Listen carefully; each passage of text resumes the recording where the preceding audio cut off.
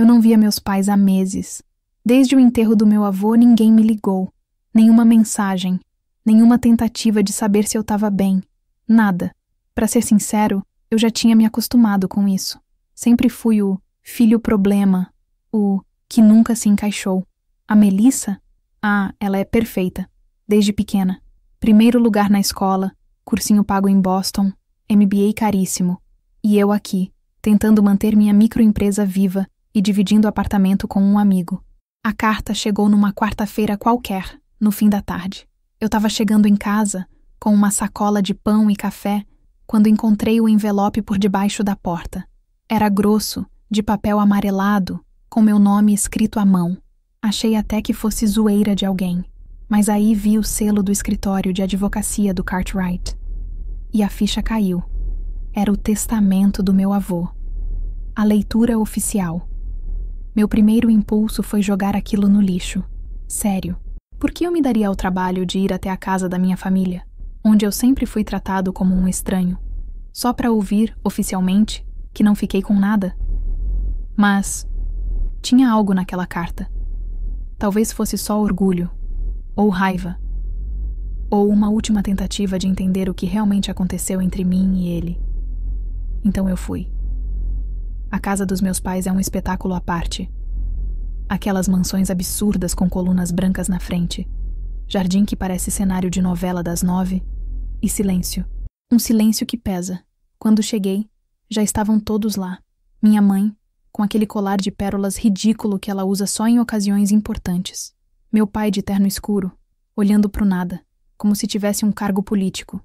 E claro, Melissa, a estrela da família, sentada na pontinha da poltrona, cheia de si, como se tivesse prestes a receber um prêmio. Ela me olhou de cima a baixo. Você veio mesmo? Falou com um sorrisinho irônico. Não vim pela companhia, respondi, passando direto por ela. Cartwright, o advogado do meu avô há décadas, estava ali, ajeitando uns papéis numa pasta de couro. Ele nem me cumprimentou direito, só disse, vamos começar em instantes. Eu me sentei no sofá, afastado de todo mundo. Ninguém puxou assunto. Ninguém perguntou como eu estava. Parecia que eu era um figurante naquela cena. Só que eu sabia que, de algum jeito, aquilo ia me atingir. Ainda não sabia como. Estamos aqui reunidos para dar cumprimento ao testamento deixado pelo Sr. Gerald Whitmore, começou o Cartwright, com a voz mais seca do planeta. Como executor legal da herança, darei início à leitura formal do documento. Ele passou pelos primeiros itens. Doações para instituições, quadros para museus, umas propriedades para primos que eu nem lembrava que existiam. Aí ele respirou fundo, olhou direto para Melissa e disse, a senhorita Melissa Whitmore, deixo a quantia de $10 milhões, juntamente com acesso integral ao fundo fiduciário da família. Ela cruzou as pernas e deu aquele sorrisinho que me dava vontade de levantar e ir embora. Obrigada, vovô, disse baixinho. Minha mãe apertou a mão dela. Meu pai nem sorriu, mas fez aquele aceno de aprovação. Depois, Cartwright virou a página. Ao Sr. Charles Whitmore e à Sra. Evelyn Whitmore, deixo os ativos restantes das ações da Whitmore Holdings e a casa de verão em Toscana. Minha mãe fez aquele suspiro satisfeito, tipo de quem já sabia, como se estivesse só confirmando o que ela já dava como certo. E então, o advogado fechou a pasta. Fechou mesmo, sem olhar para mim. E foi minha irmã quem falou antes. E o Jake? Perguntou com falsa inocência, como quem já sabe que o irmão não vai receber nada, mas faz questão de perguntar para humilhar. Cartwright pigarreou. Com o consentimento dos senhores Charles e Evelyn, e conforme a revisão do testamento nos últimos meses de vida do Sr. Gerald, informo que o Sr. Jacob Whitmore não receberá quantia alguma neste momento. Foi como levar um soco no estômago. Fiquei ali, calado, tentando entender. Como assim? Consegui dizer, com a voz falhando. Meu pai falou então com aquele tom corporativo nojento. Está na hora de você aprender a conquistar as coisas por si só, Jacob. A Melissa construiu um caminho. Você ainda não mostrou que merece. Minha mãe nem olhou para mim. É pro seu bem. Eu ri. De nervoso. De ódio. Sei lá. Quase levantei para ir embora. Mas antes que eu fizesse qualquer coisa, Cartwright falou de novo. Existe, no entanto, uma última instrução deixada pelo Sr. Whitmore. Ele abriu uma parte separada da pasta e tirou um envelope menor, lacrado com cera vermelha. Ele pediu que isso fosse entregue apenas após a leitura oficial e que fosse lido somente por Jacob. Todos olharam para mim. No envelope estava escrito, com a letra trêmula mas inconfundível do meu avô: para Jacob. Somente ele. Eu segurei o envelope e por um segundo senti minhas mãos suarem. Melissa tentou espiar, mas eu virei de lado. Meu coração batia rápido. Tinha algo ali dentro. Algo que ninguém esperava. Nem mesmo eu. Eu saí da sala com o envelope nas mãos e a cabeça girando. Sabe quando você sente que alguma coisa muito grande vai acontecer, mas ainda não tem coragem de olhar direto? Era isso. Eu tremia. Fui pro jardim dos fundos da casa. Aquele mesmo onde o vovô costumava me ensinar a jogar xadrez quando eu era moleque. Era o único lugar ali que ainda parecia meu. Me sentei no banco de pedra, tirei o celular do bolso e ativei o gravador de voz. Eu não sabia exatamente por quê. Talvez por instinto. Talvez porque eu sentia que ia precisar de prova ou de alguma lembrança daquele momento. O selo de cera estava rachado nas bordas. A caligrafia tremida, mas ainda assim elegante, dizia apenas: Jacob, só abra quando todos já tiverem mostrado quem realmente são. Engoli seco. Então rasguei o envelope. Dentro tinha uma carta escrita à mão. 3 páginas.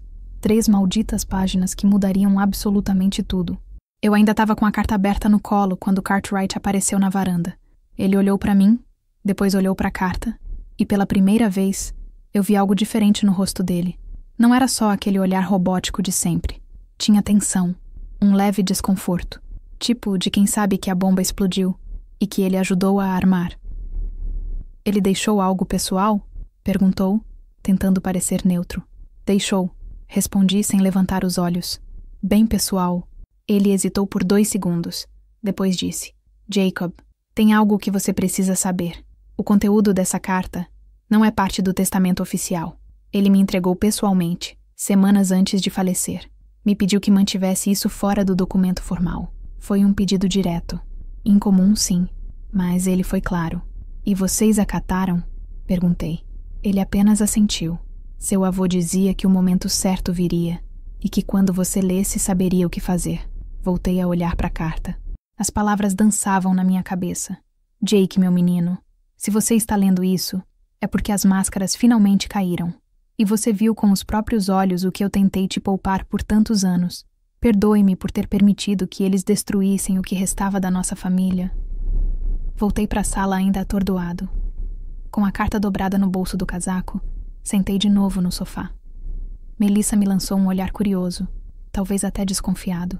Meu pai continuava impassível, como se já estivesse resolvendo mentalmente o que fazer com os milhões da família. E minha mãe? Estava sorrindo com os olhos. Aquela satisfação nojenta de quem acha que venceu uma guerra. Cartwright, de pé, anunciou: com isso encerramos a leitura do testamento. Os documentos de transferência serão enviados para assinatura nos próximos dias. Levantei a mão.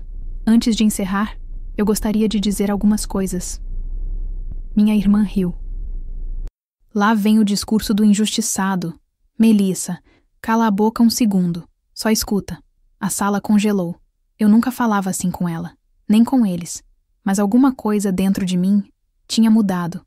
A carta do vovô era uma chave, e ela acabava de girar. Vocês passaram a vida inteira fingindo que eu era menos capaz, menos digno, menos filho, e agora me tiram até a chance de um último acerto com o homem que mais me deu amor nessa casa?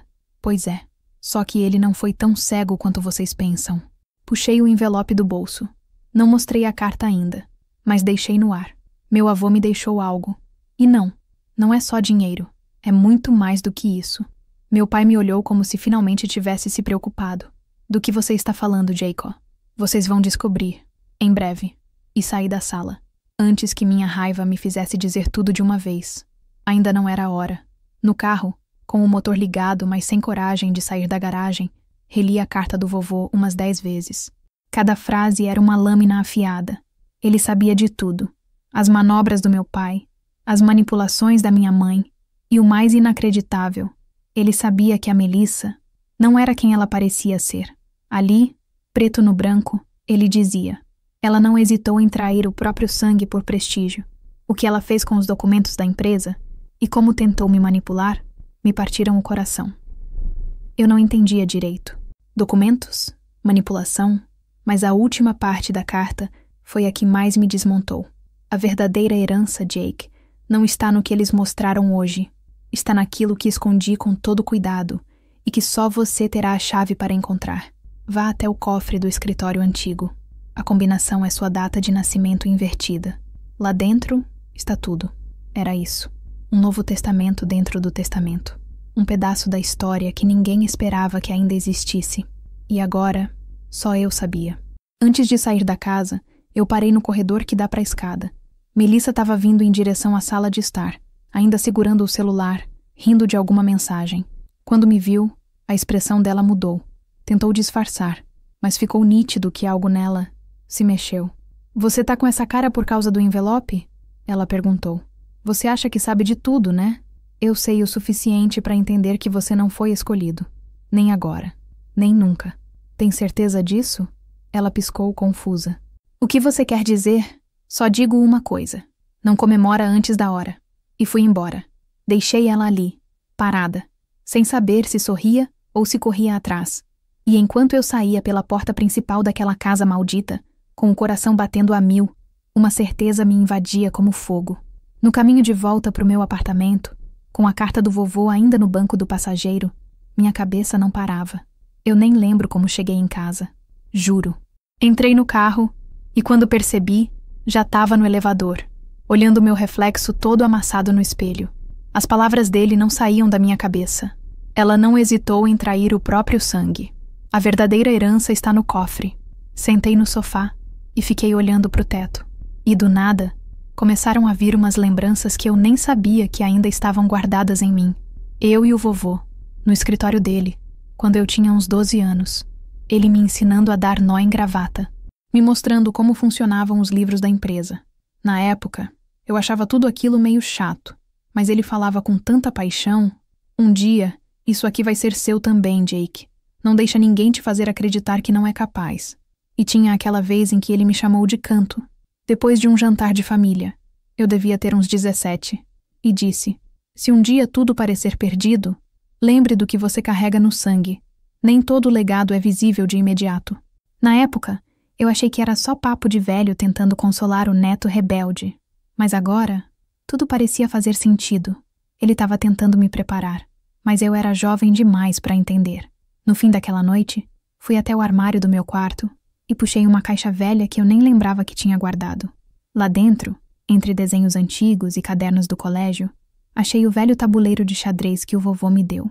As peças de madeira, gastas nas pontas, ainda tinham aquele cheiro de oficina antiga.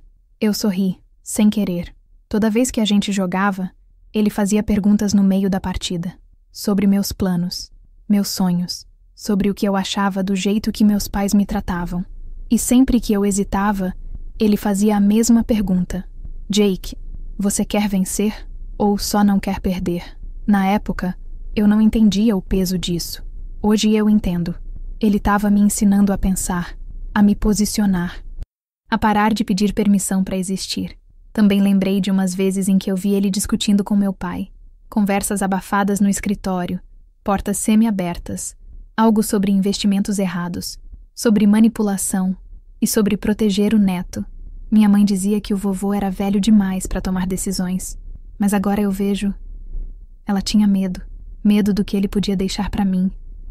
Durante anos eu achei que era coisa da minha cabeça, que eu era só inseguro demais. Mas agora, com tudo que saiu naquela carta, era impossível negar. O favoritismo dentro da família sempre foi real. Só que o vovô não favorecia a Melissa.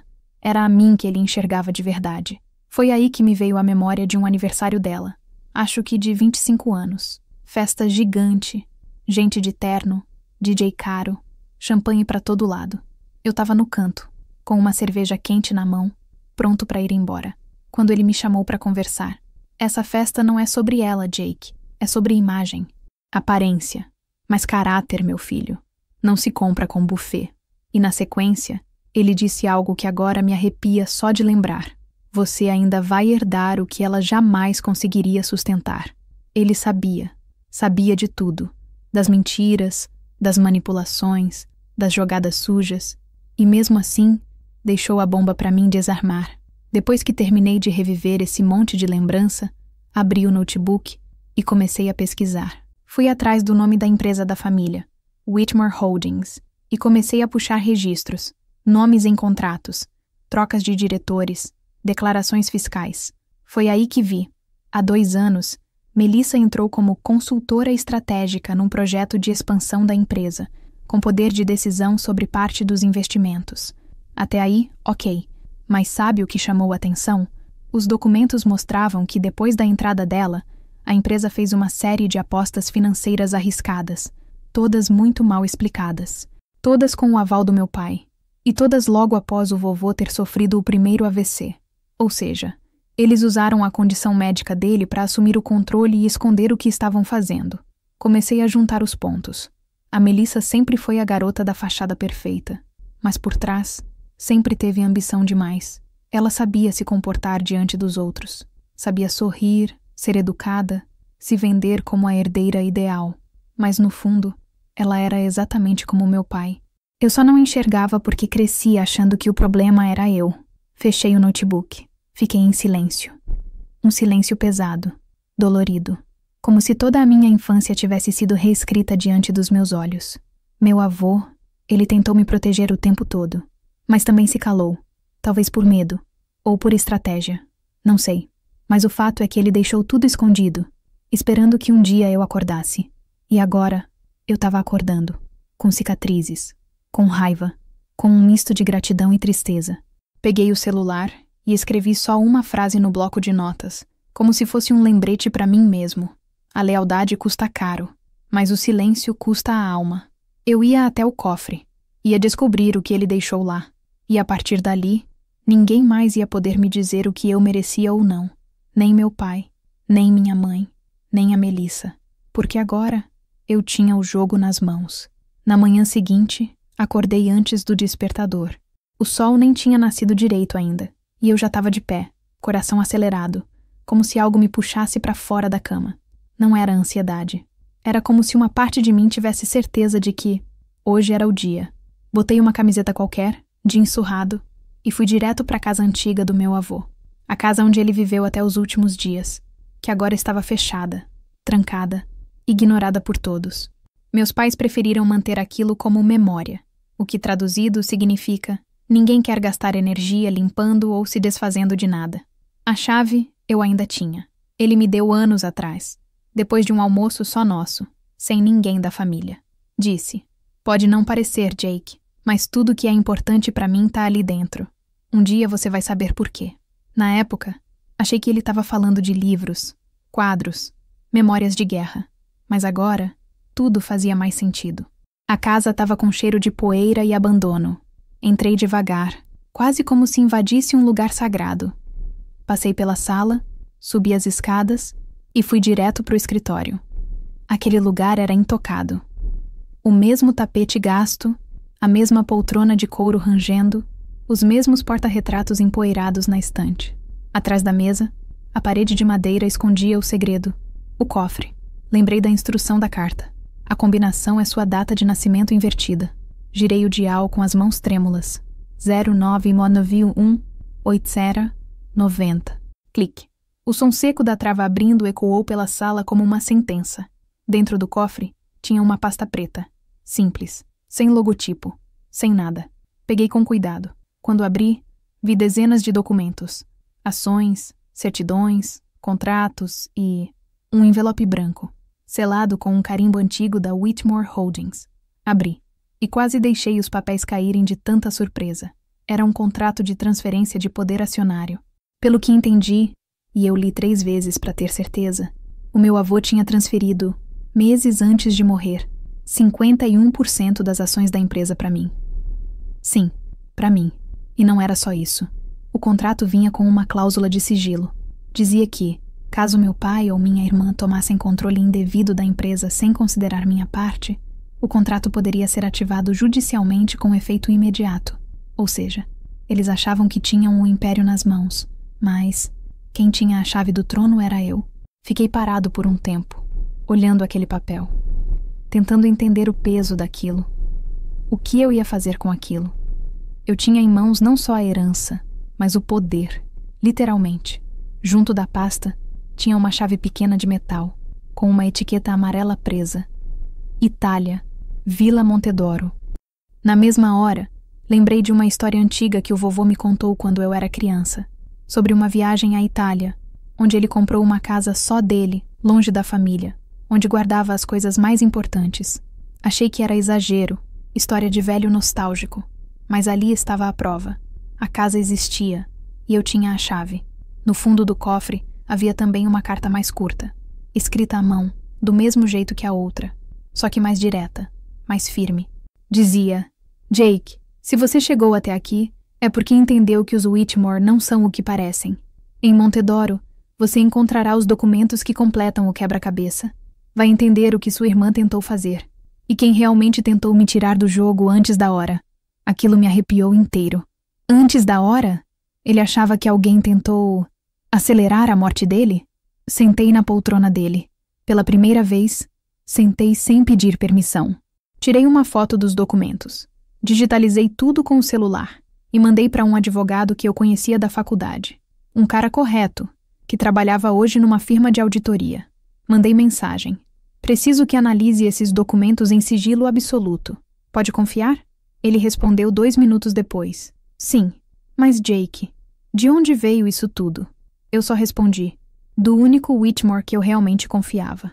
A sensação era de estar numa trilha escura, mas finalmente com uma lanterna na mão.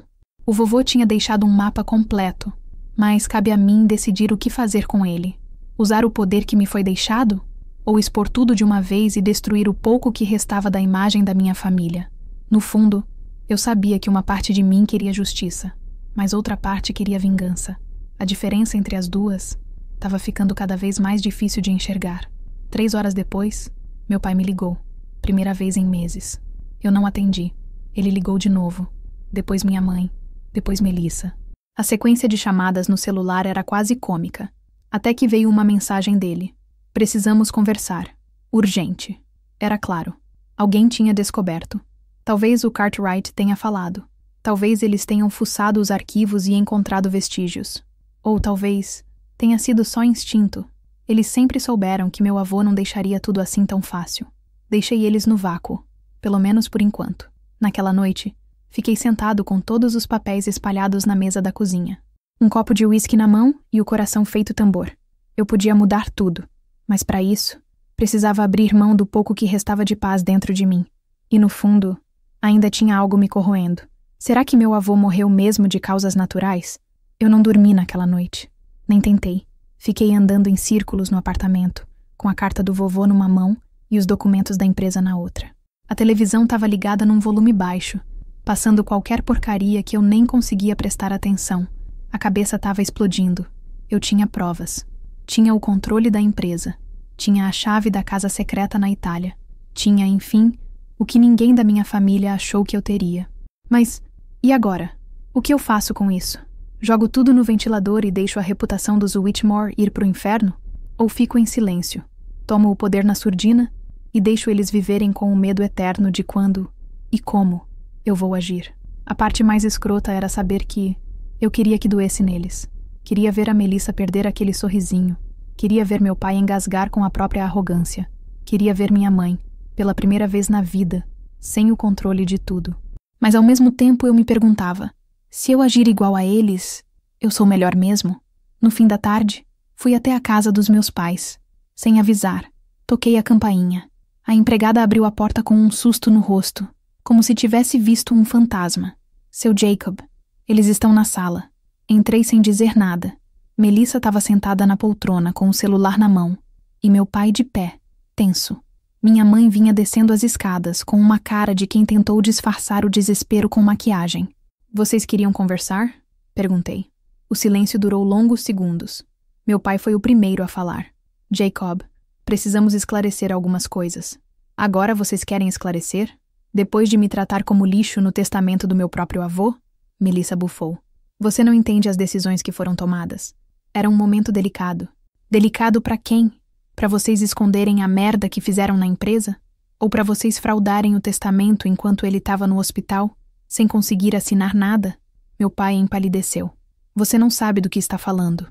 Peguei o envelope com o contrato das ações e joguei em cima da mesa. Sei sim, 51%. Transferido para mim meses antes dele morrer, com direito total de decisão. Melissa ficou branca. Literalmente. Minha mãe se sentou devagar, em choque. Você não pode fazer isso com a sua família, Jacob. Foi tudo que ela conseguiu dizer. Ah, eu não posso? Mas vocês podiam fazer isso comigo a vida toda? Foi a primeira vez que vi meu pai perder o controle. Ele socou a mesa. Você não tem preparo. Não sabe nada de gestão. Vai destruir tudo o que construímos. Você construiu baseado em mentiras, pai. Em manipulação. Em silenciar o próprio pai que sabia do que vocês estavam fazendo. Mentira! É! E como você explica os documentos? A movimentação irregular com a Melissa como consultora? A venda dos ativos na surdina enquanto ele estava sedado? Ele me encarou com tanto ódio. Mas por trás daquele olhar, tinha medo. Ele sabia que não tinha mais como controlar a narrativa. Pela primeira vez, a verdade estava com quem nunca teve voz. Naquela mesma noite, depois de sair da casa deles, sem ouvir mais nada, sem responder às súplicas da minha mãe, nem ao "vamos conversar melhor" do meu pai, fui direto para um lugar que eu costumava ir com o vovô, uma cafeteria escondida no centro da cidade. Era o lugar onde ele ia pensar em paz, como ele dizia. Sentei na mesma mesa de sempre, pedi um café preto e abri a última página da carta dele. Tinha passado dias evitando ler até o fim. Era só uma linha. A herança real não é o que deixei, Jake. É o que você vai fazer com o que descobriu. Simples, cruel, verdadeiro. Era isso. A decisão final era minha. 2 dias depois, enviei uma notificação oficial à empresa. Anexei o contrato, solicitei a auditoria completa e o afastamento de todos os membros da diretoria até nova avaliação. Meu nome estava em destaque como novo controlador acionário da Whitmore Holdings. Melissa tentou contestar. Meus pais contrataram advogado, mas era inútil. A lei estava do meu lado. E mais do que isso, a verdade também. Mas não parei por aí. Em vez de usar isso para destruir tudo, convoquei uma entrevista com a imprensa. Disse que faria uma reformulação completa na empresa, que os erros do passado seriam investigados, mas que meu foco era reconstruir e não destruir. No fim da coletiva, me perguntaram se minha família faria parte da nova fase da Whitmore Holdings. Respondi com um sorriso leve. Família é uma escolha, e eu acabei de fazer a minha. Saí do palco. O celular vibrou com mensagens da Melissa, da minha mãe, do meu pai, todas sem resposta. Naquela noite, olhei o céu pela varanda do meu apartamento, e pela primeira vez em muito tempo, eu não sentia raiva, nem dor, nem vazio. Sentia algo que eu nunca achei que teria naquela casa. Paz.